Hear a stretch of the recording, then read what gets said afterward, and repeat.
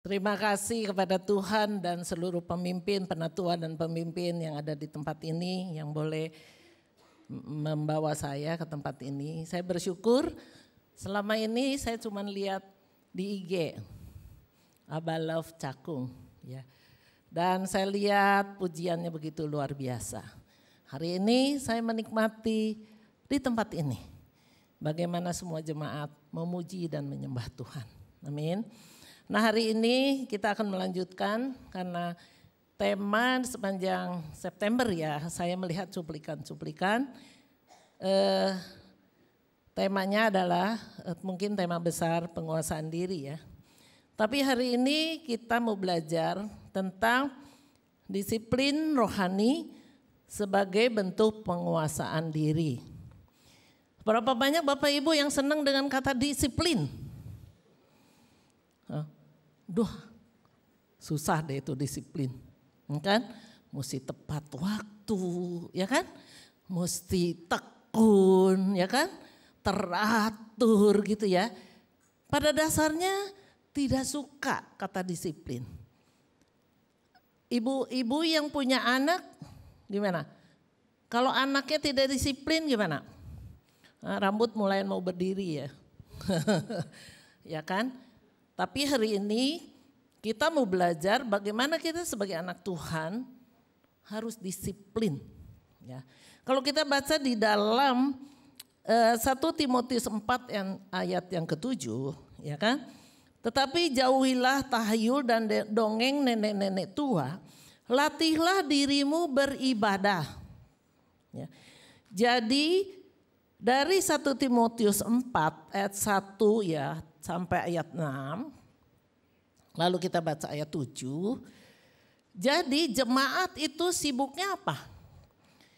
Membicarakan dongeng-dongeng yang tidak ada tidak ada kaitan atau tidak ada faedah untuk membangun rohani.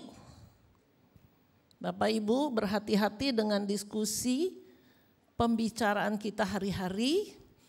Apakah itu membangun rohani saya? Atau sia-sia?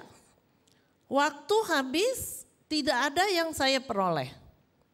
Nah, hari ini kita rindu supaya kita melatih diri kita beribadah. Bapak Ibu kalau dengar kata ibadah, apa yang langsung muncul di pikiran kita? Ibadah hari Minggu. Terus hari Senin sampai Jumat, ya suka-suka saya. Ya kan?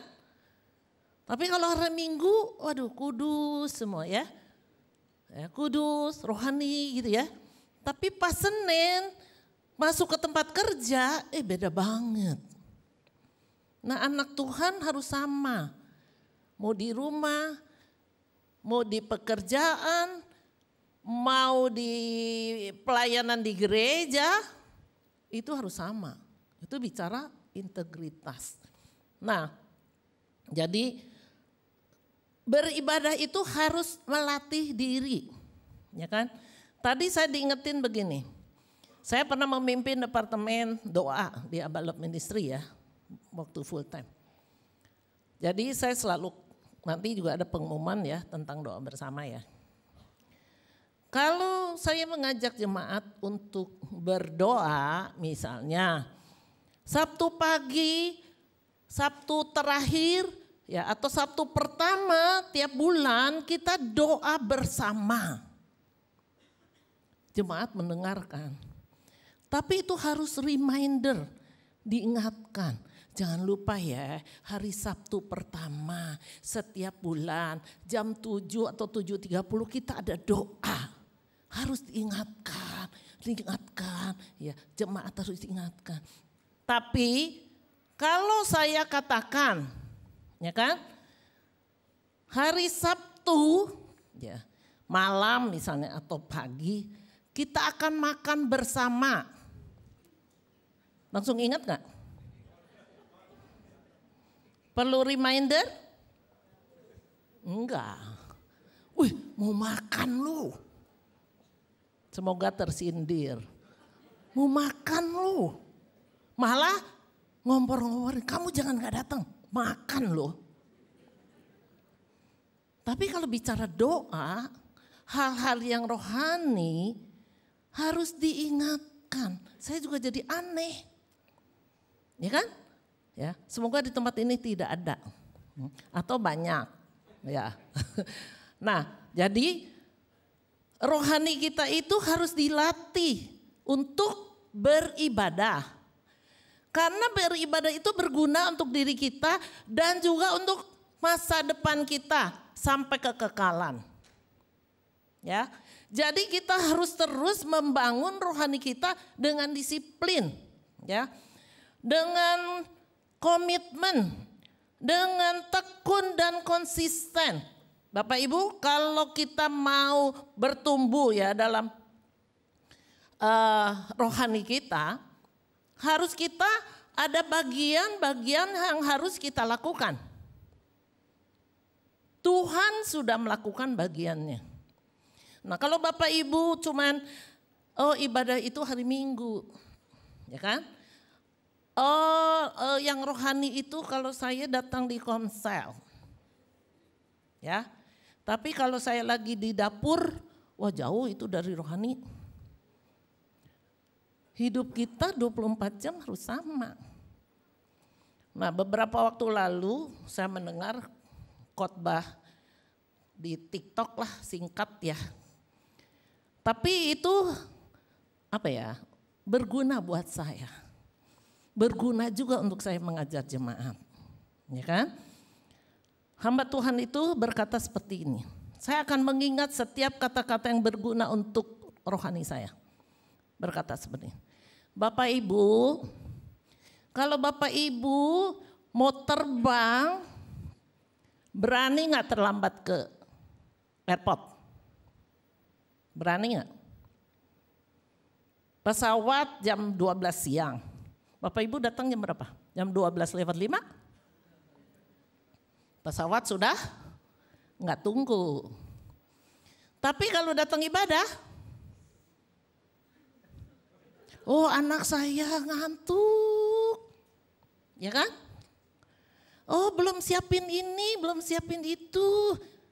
Akhirnya terlambat ke ibadah. Bukan tidak ada pengecualian. Kalau itu sudah jadi kebiasaan, kita perlu bertobat. Karena kita datang ibadah, kita menyembah Tuhan di atas segala Tuhan. Nah, di tempat ini saya percaya tidak ada yang terlambat. Datang lebih awal. Di Abalok Barat ada. Ya kan? Dan kita sudah kenalin siapa yang terlambat. Duduknya di mana? Sudah ada kaplingnya. Sudah membeli kapling. Kursi mana, kursi mana. Jadi kalau kosong saya sudah tahu. Si itu nggak datang. Karena kaplingnya di situ. Ya kan? Di sini membeli kapling? Enggak. Ya kan? Nah lalu ya di antara kami pembicaraan. Ibadah jam 8. Mari kita ubah ibadah menjadi 8:30. Terlambat nggak? Masih terlambat orang itu. Kenapa? Karena dia tidak disiplin. Dan menganggap ibadah itu biasa aja gitu loh. Nah ini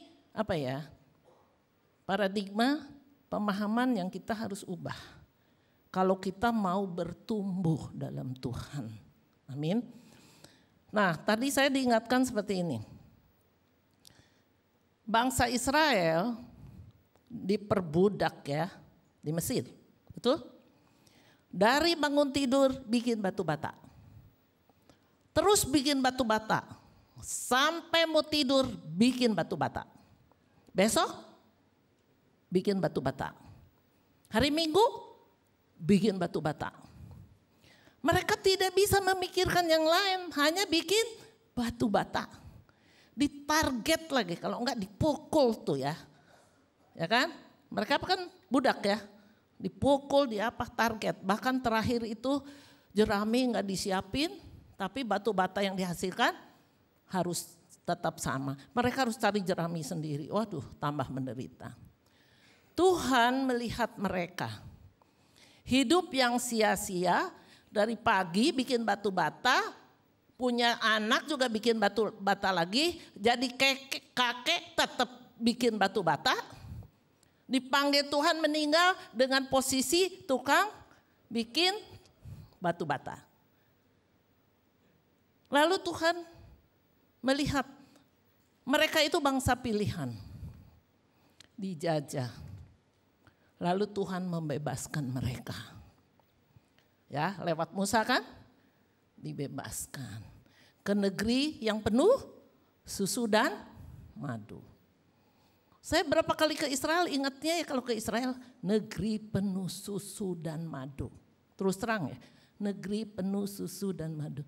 Memang dari Mesir melewati perbatasan masuk Israel itu atmosfer beda banget. Ya, mungkin Kim juga ya merasa ya, beda banget. Mesir itu kotor gini-gini. Masuk perbatasan ke Israel, atmosfer beda. Ya, dulu karena TV kita hanya hitam putih ya dulu kalau udah Israel, Benyamin Netanyahu rapat masuk ke King David Hotel, saya pikir Israel batu-batu doang. Jadi ketika saya pergi ke Israel, saya kayak orang hutan masuk ke kota. Weh, kok ada swimming pool? Weh, kok ada salon? Saya kayak dari hutan masuk ke kota. Itu pengaruh media yang mencuci otak saya. Nah, Tuhan membawa bangsa Israel keluar dari perbudakan menuju tanah perjanjian dengan maksud apa? Supaya mereka bisa beribadah kepada Tuhan. Nah, Bapak Ibu, kita dipanggil dari kerajaan gelap, dari perbudakan dosa, ya. Yohanes 5 ayat 24 menuju kerajaan terang. Supaya kita bisa beribadah kepada satu-satunya Allah yang membebaskan saya dari dosa. Jadi setiap anak Tuhan yang dipanggil oleh Tuhan tidak hidup untuk dirinya. Tidak hidup untuk dunia. Tapi untuk beribadah kepada Tuhan. Bapak Ibu, hidup kita 24 jam. Adalah untuk beribadah. Jadi di dalam Timotius banyak waktu dipakai mereka hanya menceritakan tahayul, dongeng-dongeng yang tidak membangun. Pastikan setiap kita, setiap hari, ya apapun aktivitas yang kita lakukan itu adalah bentuk ibadah kita kepada Tuhan. Pastikan dengan siapa kita bergaul, apapun yang kita katakan, apapun yang kita lakukan sesuai dengan kehendak Tuhan, dan itu membangun rohani saya, membangun orang yang di mana saya berinteraksi. Itu adalah ibadah. Jadi poin 1, makna ibadah buat setiap kita bukan hari Minggu saja, bukan pada waktu komsel saja. Sehingga ya, satu kali saya mendengar satu penatua dari area Abalof Lain berkata seperti ini. Cerita perkataan yang membuat saya belajar, saya simpan di hati saya. Dan saya belajar, apa yang tidak baik saya tidak mau lakukan, apa yang baik saya lakukan. Dia berkata seperti ini. Seorang PKS, istrinya bilang sama suaminya.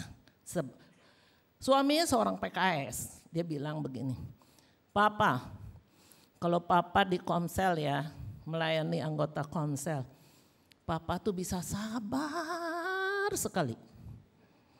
Tapi sama anak istri, kenapa gak sabar ya? Nah, terjadi pemisahan, ini dunia rohani, ini dunia sekuler. Hidup kita dimanapun harus sama. Karena kita anak Allah. Ya kan? Jangan lagi ada pemisahan seperti ini. Oh kalau di komsel dia itu kesaksian apa luar biasa. Tapi kalau di kantor, waduh emosi, marah-marah, cepat tersinggung gitu ya. Jadi beda gitu loh. Jangan beda. Sama, tapi saya percaya di sini tidak. Satu penatua juga berkata, juga ini peringatan buat saya yang melayani Tuhan. Ya, satu penatua pulang ke rumah, capek pelayanan. Istrinya bilang apa? Istrinya tinggal melihat dia capeknya. Istrinya bilang apa? Papi, ingat ya, di rumah masih ada jemaat yang harus dilayani. Jadi saya pun belajar, habis pelayanan datang ke rumah, ada jemaat yang harus saya layani. Sekalipun itu ponakan saya yang masih kecil. Dia adalah jemaat yang dipercayakan kepada saya untuk saya layani. Lewat mereka saya praktek firman Tuhan. Sekalipun mereka usia kecil, saya praktek. Kalau saya salah, saya minta maaf. Sekalipun mereka mungkin bingung, kenapa minta maaf? Karena hati nurani saya berkata, emosi saya membeli alarm. Tadi tuh kamu ngomong tuh udah pakai emosi marah gitu loh. Walaupun muka saya senyum, kata-kata saya baik, tapi di hati ada geram gitu loh. Saya minta maaf, Roh Kudus tegur saya. Nah, jadi ibadah adalah ekspresi penghambaan total kepada Allah yang mencakup seluruh aspek kehidupan, roh, jiwa, tubuh. Ya. Kalau kita sudah dikeluarkan dari budak dosa dan Tuhan panggil kita untuk beribadah, roh, jiwa, tubuh saya menghambakan diri kepada Allah. Ya. Jadi saya tidak hidup lagi untuk diri saya sendiri. Siapa yang menjadi milik Kristus, ia telah menyalibkan segala hawa nafsu, segala keinginannya. Menyalibkan. Masih ada keinginan? Ada. Karena saya masih manusia. Saya hobi jalan-jalan ke luar negeri. Mahal itu. Tapi saya bersyukur. Itu saya udah duniawi terus terang. Duniawi, karena saya didukung bos saya. Oh iya, mesti pergi ke luar negeri. Jadi pikiran terbuka, didukung. Kalau saya dibiarkan Tuhan gak tegur saya akan duniawi. Ya kan? Satu hari dengan izin Tuhan saya pergi ke Perth. Saya membayangkan Australia itu, waduh, di TV kan hingar-bingar rame gini. Saya pergi ke Perth, Tuhan punya maksud.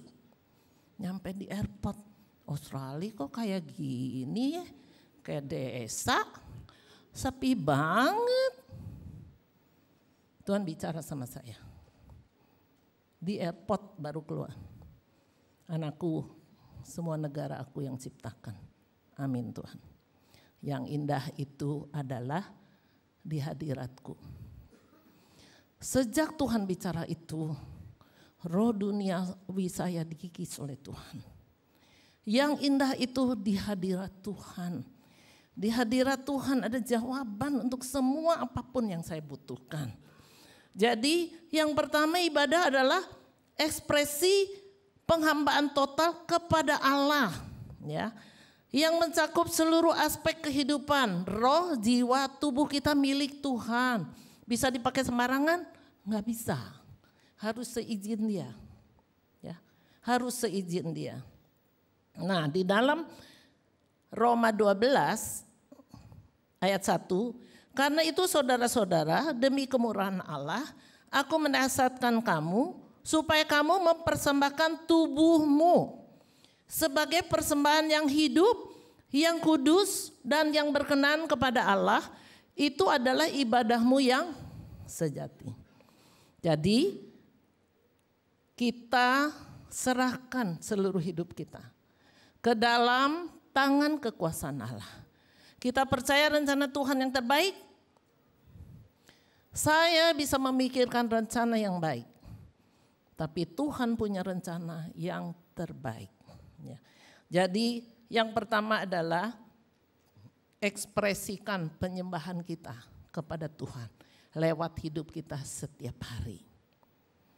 Ibu-ibu di pasar, ekspresikan penyembahan kepada Tuhan, kasih Tuhan, ya kan? Jangan begini ya, Saya juga hampir tiap hari ke pasar.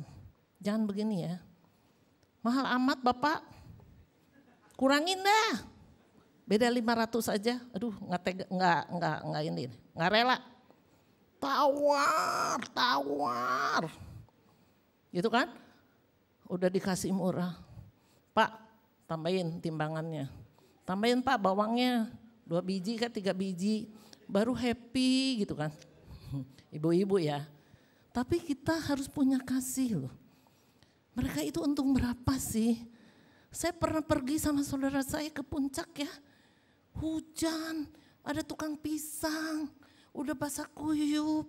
Itu saudara saya udah berhenti mobil, nawar pisang sampai lama banget. Bapaknya udah kedinginan. Saya bilang aduh, kan apa ya, harga segitu gak membuat kamu miskin lah.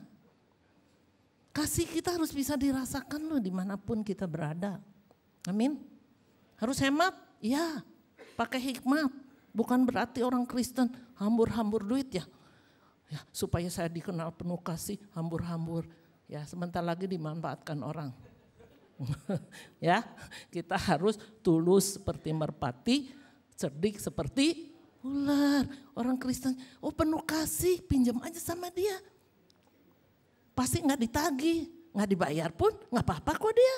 Penuh kasih, ya sudahlah kita jebol keuangan kita. Jangan Bapak Ibu, saya ikut arisan, tolongin jemaat. Saya sudah siap, kalau sampai uang saya hilang, saya sudah siap, saya sudah memikirkan risiko. Saya tidak mau gara-gara itu hati saya kecewa, saya nggak mau. Jadi kita harus berhikmat ya. Yang kedua adalah ibadah adalah pendekatan diri kepada Allah. Bapak Ibu, di Alkitab juga saya baca Yeremia ya. Ketika bangsa Israel mau diserang musuh, terus Tuhannya kayaknya gak bekerja. Mereka datang kepada Nabi Allah, tolonglah doakan kami. Aduh takut sekali mau diserang.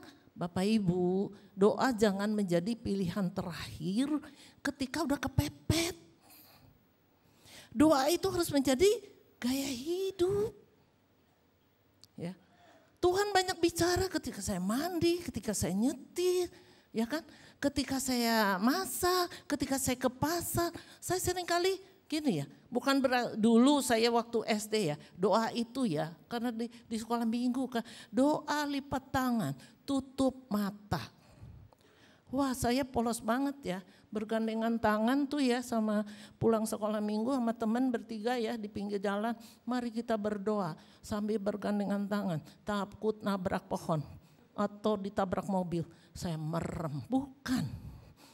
Tapi doa itu sebuah hubungan, ya kan? Kalau kita biasa doa dengan Tuhan, hidup dekat dengan Tuhan ya, kita tuh bisa bisa rasa kalau Tuhan gak suka dengan tindakan saya, dengan emosi saya, Roh Kudus langsung bekerja loh, peka loh. Ya kan? Kalau kita banyak berdoa ya, mendekatkan diri kepada Allah. Nah ini disiplin dalam ibadah, suatu hubungan yang harus terus-menerus dibangun. Jangan kalau kepepet saya doa. Nanti Tuhan kasih kamu kepepet terus. Ya kan? Nah tadi saya juga cerita ya, pengalaman saya waktu kerusuhan. Mengubah saya. Pemimpin departemen doa, kami sudah tidak bisa pulang ya. Perusuh sudah ada di Gunung Sari 11. Udah bakar-bakaran. Lalu teman saya yang memimpin doa, ayo kita doa. Kita harus doa dengan sungguh-sungguh. Perusuh udah mau deket. Saya tenang aja. Saya bilang tiap hari juga saya doa sungguh-sungguh. Gak usah ada perusuh. Bapak Ibu, manusia itu cenderung seperti itu. Kalau gak ada apa-apa, santai. Kalau udah kepepet, doanya teriak. Kayaknya Tuhannya budak kali ya. Oh Tuhan, tolonglah tapi kalau udah beres, lupa dia. Jangan kita jadi umat Allah yang seperti itu. Itu kekanak-kanakan. Tuhan sih baik, tapi kekanak-kanakan. Ya. Nah, di dalam Roma 12 ayat yang kedua, janganlah kamu menjadi serupa dengan dunia ini, tetapi berubahlah oleh pembaharuan budimu. Jadi banyak sekali paradigma kita yang diajarkan oleh orang tua kita, mungkin oleh dunia, oleh guru di sekolah. Ketika kita lahir baru, kita harus harus membuang apa yang tidak sesuai firman Tuhan dan harus memasukkan yang sesuai firman Tuhan. Ya, kebenaran yang memerdekakan. Kalau yang bukan kebenaran itu mengikat kita. Contoh ajaran mama saya. Mama saya dulu belum lahir baru ya. Dia berkata apa? Kalau hari Sabtu nggak boleh keluar kota. Itu hari sial. Nggak boleh keluar kota hari Sabtu. Setelah saya lahir baru, semua harinya Tuhan, harinya baik. Kok ada di beda-beda hari Sabtu? Saya buang. Harus dibuang, diganti. Semua harinya Tuhan. Inilah hari yang dijadikan Tuhan. Marilah kita bersorak-sorai. Ya, itu kitab di Mazmur. Setiap hari baik. Jadi lewat baca Alkitab, kita bisa mengalami pembaharuan budi, ya. Sehingga kita dapat membedakan manakah kehendak Allah, apa yang baik, yang berkenan kepada Allah dan yang sempurna. Hari-hari ini saya banyak melayani ibu-ibu, oma-oma. Paradigma yang ditanam ya. Saya ketemu ibu di Pelni, dia ngantar suami ke Pelni tunggu dokter, saya juga tunggu dokter ya. Itu malam dokternya. Kami ngobrol. Dia cerita jemaat. Kakak, ibu itu ya cepat tersinggung, emosi, suka marah-marah kak. Pokoknya dia ceritalah. Terus diakhiri dengan, maklumlah ya kak, kalau tua suka marah-marah, cepat tersinggung. Sorry ya nggak ada ayatnya, saya bilang.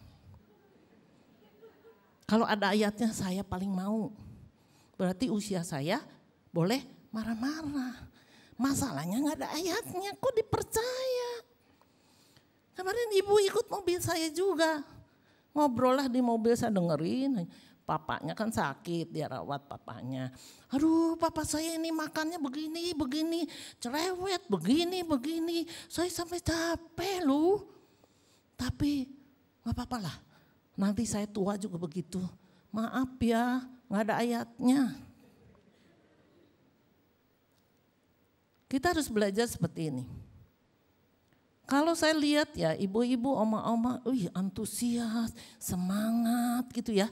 Ya, rindu sama Tuhan, murah hati, melayani, berdoa. Saya langsung katakan kepada Tuhan, Tuhan, saya mau seperti itu. Lalu melihat oma-oma yang cepat tersinggung, ya kan, emosi melulu, negatif melulu gitu kan, nggak puas, begini, begitu. Saya juga berdoa, saya nggak fokus orangnya. Kalau ada kesempatan saya kasih nasihat, tapi saya berdoa, Tuhan, saya nggak mau seperti itu. Belajar dari orang-orang sekitar kita.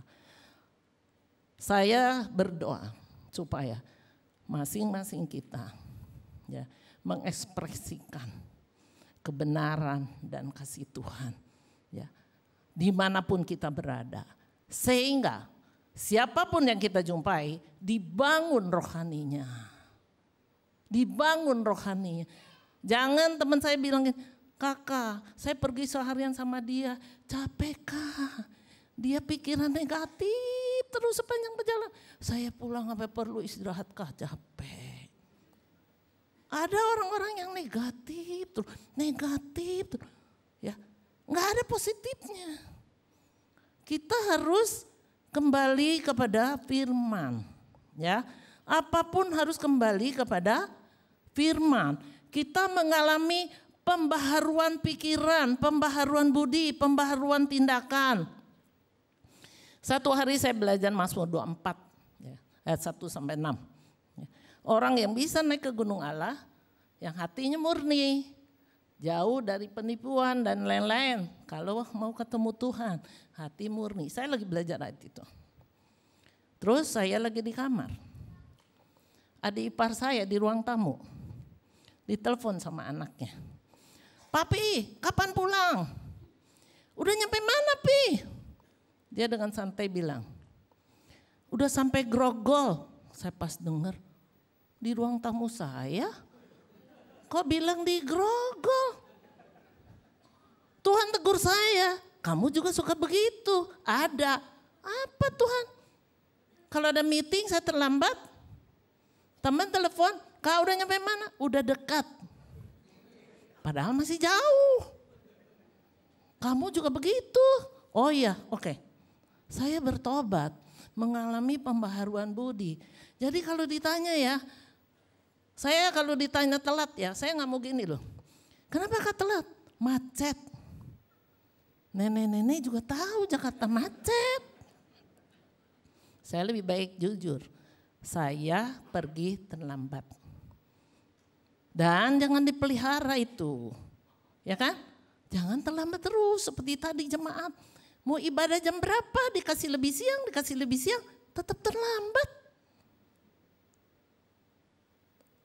Penyembahan kita kepada Tuhan harus terekspresi dari hidup kita setiap hari, ya kan? Sekarang kalau saya ditanya nih belum nyampe, kakak udah nyampe mana? Saya lihat dulu sekeliling, saya ingat banget ya, keliling. Oh saya di Petojo dekat Dunkin Donat. Apa ya? Jangan menipu-nipu diri kita sendiri, ya. Jadi kita harus mengalami pembaharuan budi. Ini contoh lagi yang baru. Udah satu ibu mau pinjam uang saya 3 juta. Saya tanya dia, Bu, untuk keperluan ibu, untuk klien. Saya tahu bukan untuk dia. Jadi ada yang kurang baik lah. Jadi saya bilang, tunggu ya Bu, saya lagi ke rumah duka, saya lagi besuk, nanti sore saya jawab. Saya berdoa, pinjemin gak ya 3 juta. Karena kalau saya pinjemin, saya sudah harus siap kalau tidak dibayar. Saya tidak mau nanti dia tidak bayar, saya kepahitan. Aduh, dosa kan saya. Jadi saya harus siap dengan yang buruk-buruk itu. Jadi sampai sore lah, saya berdoa Tuhan kasih pinjam berapa, kasih pinjam. Akhirnya dapat 1 juta. Ada 2 ibu ikut saya diskusi. Si ibu itu mau pinjam uang, tapi saya nggak mau kasih 3 juta kegedean. Dan saya doa dari tadi, kasih berapa ya? Kasih 1 juta. Oh iya kak, kalau kakak dapatnya 1 juta ya udah kasih aja 1 juta. Bilang aja kak, tabungan kakak udah tinggal dikit. Maaf ya tabungan saya masih banyak. Kita tidak bisa memakai kebohongan untuk sesuatu kayaknya yang baik, tidak bisa. Kaget dia dengan jawaban saya. Saya tidak pakai alasan apa, saya bilang aja, Bu, saya pinjemin 1 juta. Udah, tidak usah pakai embel-embel, membenarkan diri, karena tabungan saya udah tinggal dikit. Gimana tabungan saya masih banyak, masa bilang dikit? Nah, kita itu suka kompromi loh. Tanpa sadar ya. Tapi kalau kita terus baca firman itu akan membawa kita kepada kebenarannya. Ya. Nah yang ketiga, ibadah adalah hidup yang menyembah hanya kepada Dia dan hidup yang dipimpin oleh Dia. Kalau hidup kita dipimpin oleh Dia, pasti baik. Satu hari saya mau pergi ke Medan ya. Bawa mama saya jalan-jalan. Hari libur, pakai uang saya, tapi saya ketika berdoa Tuhan bilang tidak. Ini latihan saya taat gak kepada suara Tuhan. Tuhan bilang tidak. Kan saya bilang juga sama Tuhan, duit saya Tuhan. Waktu-waktu saya, cuti saya, bawa mama saya kan tujuan mulia. Tuhan bilang tidak, saya tetap pergi. Ketika saya pergi, dalam perjalanan saya sakit perut, nggak menikmati. Sampai di Medan ada duren 1 truk. Harga 1.000 perak. Saking 1 truk ya, daripada dibuang. Semua di bis turun. Saya sakit leher. Nggak bisa makan duren. Tuhan mengajar saya loh, jangan coba-coba ya nggak taat. Jadi terus satu kali lebaran saya mau pergi ke Dieng sama keluarga. Tuhan bilang yes, lebaran. Dulu nggak ada online ya, pesan hotel ya, nggak ada. Dulu nggak ada. Itu lebaran. Apa yang saya pikirkan? Tuhan, hotelnya kebagian nggak ya? Nanti ke restoran penuh nggak ya? Tapi Tuhan bilang ya. Ketika saya pergi ya, itu saya ke hotel ya, pas orang keluar loh. Saya masuk. Gitu kan? Jadi kalau kita dipimpin oleh Tuhan, apa yang kelihatan sulit? Enggak sulit, enak banget. Enjoy. Tapi ketika kita mau dipimpin Tuhan, daging kita berontak. Enggak enak, mendingan ikutin cara saya. Kita harus belajar disiplin. Mendengar arahan Tuhan, ya, peka dengan Tuhan mau, belajar firman-Nya, ya, menghidupi firman, melakukan firman. Harganya mahal karena daging saya kayak disayat-sayat, bisa nangis-nangis saya. Tapi ketika saya melakukan firman itu, wah, roh saya bersuka cita. Satu hari saya mau tidur, belajar. Buka Alkitab. Saya biasa ngeyel-ngeyel. Udah baca Tuhan hari ini. Suara Roh Kudus baca. Akhirnya saya bangun, saya ambil Alkitab. Yeremia 17. Diberkatilah orang mengandalkan Tuhan. Terkutuklah orang yang hatinya menjauh. Terkutuklah yang mengandalkan manusia. Terkutuklah yang mengandalkan kekuatan sendiri. Hidup kita ada di bawah kutuk kalau kita melakukan itu. Ada pertemuan. Jam 9:30 saya gelisah. Kok pertemuan belum bubar-bubar? Ya, saya selalu bilang sama Pak David ya dulu di pengumuman. David, tolonglah bilang Pak Edi, jangan malam-malam, pulangnya susah nggak ada bis. Malam terus. 9:30 bis sudah nggak ada, saya tahu. Jadwal bis 9:15 itu terakhir. Ketika bubar, saya kesal. Naik apa nih pulang? Pertemuan lama banget. Saya mulai lihat-lihat bapak yang pulang ke Grogol mana ya. Ada bapak pulangnya ke Sunrise. Saya sampai, Pak boleh gak saya numpang sampai Grogol? Saya mau pergi makan dulu Kak. Mau bawa anak-anak makan. Dalam hati saya, ajak saya makan. Saya janji dia gak makan, minum teh doang. Nah dia gak mau ini. Cuek aja. Saya ketemu lagi satu orang. Boleh gak saya ikut ke Grogol? Hari ini saya nginep di rumah teman. Waduh, udah 2. Yang ketiga, saya mau kemana dulu Kak? Saya mau lihat apa? Tuhan liatin orang Kristen ya. Bagusan juga orang dunia. Mulai bandingin. Orang dunia kalau ada wanita pulang malam paling tidak ditanya naik apa. Ini gak ada yang nanya. Gak ada yang nanya. Terus Tuhan bilang, terkutuklah kalau engkau mengandalkan manusia. Saya tahu Tuhan terkutuk, masalahnya saya pulang naik apa? Kalau banyak duit saya naik taksi lah. Ini kan terbatas uangku, harus naik bis dari bis ke bis. Saya nangis, terkutuk. Sekarang saya pulang naik apa? Saya ke rel, bis datang. Saya terkutuk. Kok masih ada ya? Selama ini kan saya udah pantau 9:15 terakhir. Kok ini ada ya? Saya duduk ke bis naik dengan malu ya. Tuhan bilang, diberkatilah orang yang mengandalkan engkau. Amin. Belum bertobat tuh. Besoknya pertemuan lagi, gelisah lagi kan. Udah mulai lihat-lihat, ikut siapa ini, ikut siapa? Terkutuklah orang yang mengandalkan manusia. Oke Tuhan, saya nggak nanya siapapun. Saya langsung jalan ke rel. Ada wanita di sana. Pulang kemana? Ke Grogol. Barang. Naik apa? Nggak tahu. Kakak naik apa? Nggak tahu juga. Duduklah di situ. Kijang lewat. Yang sebelah sopir, mau kemana? Ke Grogol. Naik. Ini yang wanita ini ya naik. Saya ikut naik kan. Waduh, ini kemana? Yang sopir bilang, saya perlu isi bensin. Di mana? Di sawah besar. Sawah besar di mana? Ya Tuhan, nggak tahu jalan. Dari Gunung Sari ke sawah besar. Itu kamu ke depan, Gunung Sari belok sini. Itu ada pom bensin sawah besar. Diikutin tuh. Ya Tuhan, kayaknya ini orang Medan deh. Nah, aduh, kalau jahat gimana ya? Aduh, saya udah liatin pintu, gua loncat juga deh. Benar, deg-degan kan. Ini mau kemana ini? Sawah besar aja nggak tahu. Terus di belakang sopir, pria semua kan. Belakang sopir bilang, kamu ikut mission trip nggak? Waduh, itu kata kayak, wah, ternyata ini orang Kristen. Tenanglah hatiku. Nyampailah ke pom bensin. Pom bensin yang nyetir nengok saya.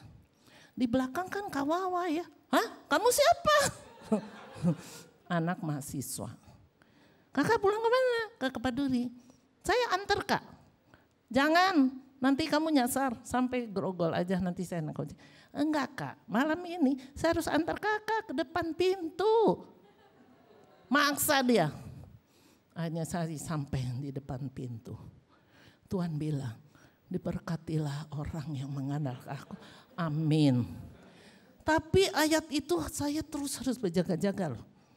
Kecenderungan kita mengandalkan manusia tuh. Kalau lagi kurang uang ya, ketemu orang yang murah hati terus duitnya kayaknya banyak. Oh Tuhan, gerakanlah hati dia. Ya kan? Kecenderungan. Tapi kembali kepada firman, diberkatilah orang yang mengandalkan Tuhan. Pasti ada berkat kalau kita mengandalkan Tuhan. Jadi saya terus berhati-hati dengan ayat itu. Terus yang ketiga, ibadah adalah hidup yang menyembah hanya kepada Dia dan hidup yang dipimpin oleh Dia. Jadi penyembahan kepada Tuhan, doa kepada Tuhan bukan pada waktu acara doa. 24 jam Bapak Ibu. Kita harus hidup dalam penyembahan dan doa kepada Tuhan. Ya. Waktu saya belajar mendengar mendengar suara Tuhan, Pak Darwin Napitupulu mengajar Matius 6. Tutuplah pintu, berdiam dirilah di kamar, kunci pintu. Itu letterlock. Saya masuk ke kamar, kunci pintu. 5 menit Tuhan belum bicara, 10 menit Tuhan belum bicara. Tuhan kok gak ngomong-ngomong? Kan aku udah tutup pintu. Setelah lewat 10 menit, Tuhan di dapur ada cucian, piring gelas belum kucuci. Pikiranku mulai kacau. Tuhan ngomong-ngomong lah, udahlah. Saya cuci piring. Dia bicara. Saya yang kaget. Tuhan, kok bicara? Harusnya di ruang doa tadi loh. Kenapa waktu saya cuci piring di dapur Tuhan bicara? Tuhan bilang apa? Suka-suka saya mau ngomong di mana saja.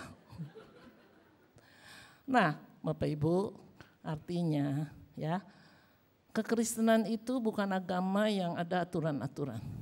Tapi suatu hubungan yang harus terus dibangun dengan Tuhan kita.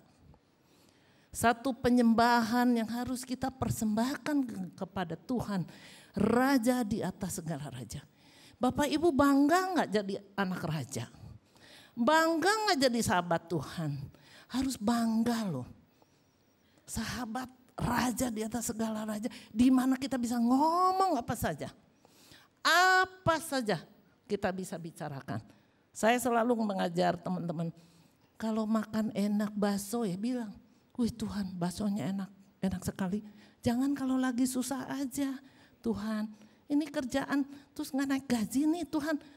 Ya Tuhan bilang, kamu kalau ada perlunya aja, janganlah kita bangun hubungan ya sebagai sahabat. Di dalam Roma 8 ayat 11, semua orang yang dipimpin roh, semua orang yang dipimpin roh Allah adalah anak Allah. Berarti ketika kita keluar dari dipimpin roh Allah, anak siapa? Ya. Nah, saya suka perhatikan ketika saya belajar identitas sebagai anak Allah ya. Dimanapun kita itu anak Allah. Terutama bapak-bapak nih ya yang suka nyetir, ya kan?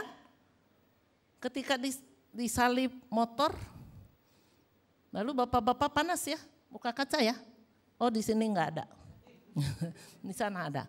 Buka kaca mulai emosi, mulai pencet klakson. Tap! Orangnya udah nggak tahu kemana.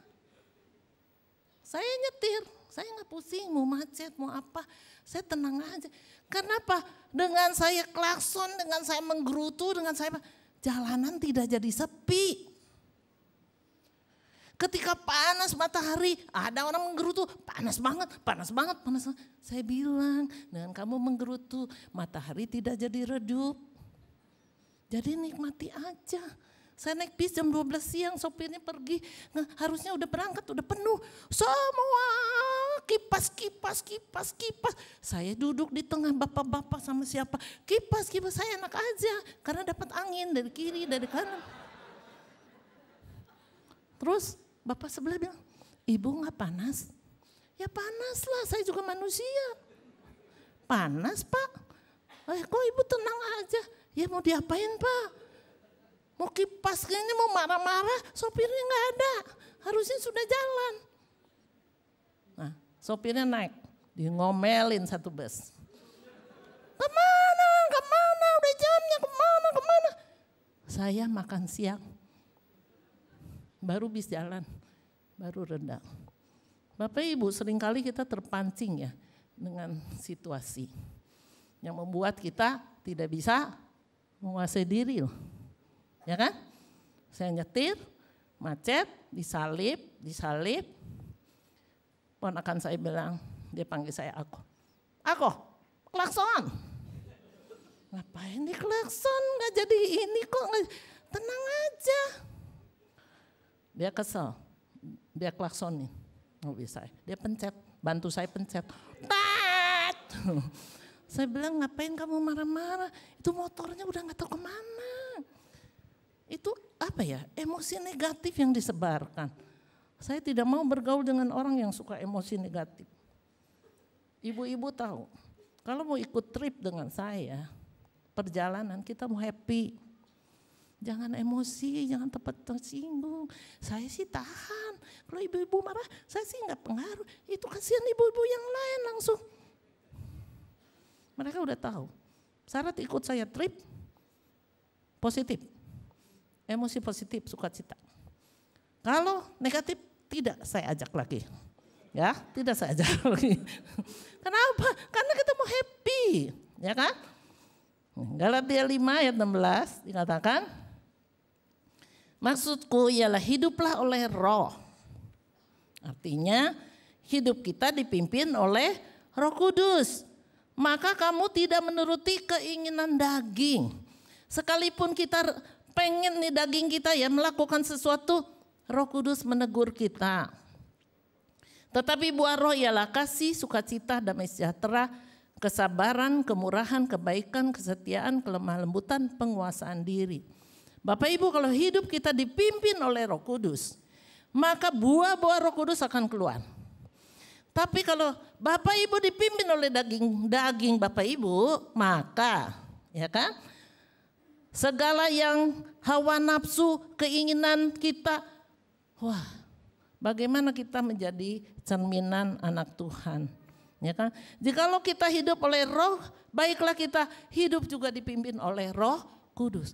Kita bersyukur loh jadi orang Kristen. Kenapa? Tuhan kembali ke surga. Dia sudah menjadi manusia, ikut merasakan apa yang kita rasakan di bumi. Dia naik ke surga, dia tidak meninggalkan kita sendiri. Tapi dia mengirim Roh Kudus. Tidak meninggalkan kita loh. Mungkin agama lain Ya, lakukanlah dengan kekuatanmu. Tapi Tuhan baik. Memberi rohnya dalam hidup kita. Hidup kita biarkan dipimpin oleh Roh Kudus. Maka buah-buah roh akan keluar. Tapi setiap kita harus disiplin untuk membaca firman, untuk berdoa senantiasa, mengucap syukur, hidup dipimpin oleh roh. Apa yang Tuhan mau, itu yang saya lakukan. Orang yang menjadi milik Kristus sudah menyalibkan kedagingannya. Kita harus disiplin dalam rohani kita. Ya, mudah, susah, tapi bersama Roh Kudus kita bisa. Amin. Bapak Ibu, mau hidup kita diberkati dan menjadi berkat? Kerajaan Allah ada di bumi. Kerajaan Allah bukan soal makanan minuman. Bukan soal saya banyak duit hidup dalam kerajaan Allah. Tapi soal kebenaran, sukacita, damai sejahtera di dalam Tuhan. Bapak Ibu akan mengalami kerajaan Allah. Bukan nanti, sekarang juga. Hidup kita akan penuh damai sejahtera. Mengalami berbagai pergumulan yang datang. Kalau Bapak Ibu disiplin dalam berdoa, dalam membaca firman, percaya. Persoalan datang, hikmat langsung bekerja. Saya mengalaminya. Saya bersyukur saya ada di grup baca Alkitab 3 pasal. Perlu komitmen. Ada pilihan. Kayaknya enakan nonton YouTube ketimbang baca 3 pasal. Kayaknya enakan tidur lebih lama. Harus ada penyangkalan diri. Kalau kita mau menikmati berkat Tuhan. Mari kita datang kepada Tuhan. Kita mau menyanyikan Ku Tak Membawa. Lagu ini mengingatkan bahwa tanpa Tuhan kita bukan siapa-siapa. Oleh karena penebusan Kristus, kita dilayakan menjadi anak Allah. Bukan dengan usaha kita, bukan karena perbuatan baik kita, tetapi hanya oleh karena kasih anugerah Tuhan. Kita ditebus bukan dengan emas, bukan dengan perak, tapi dengan darah yang mahal. Biarlah dalam hidup kita menghargai pengorbanan Yesus dalam hidup kita. Hidup kita bukan milik kita lagi. Yesus yang telah menebus kita. Yesus menempatkan kita di bumi dengan Roh yang kudus. Supaya kita belajar setiap hari menjadi serupa dengan Dia. Menjadi hidup yang berkenan. Diberkati untuk menjadi berkat, bukan untuk diri kita. Apapun yang Tuhan berikan kepada kita, kita kembalikan untuk kemuliaan nama Tuhan. Mari kita nyanyikan lagu ini.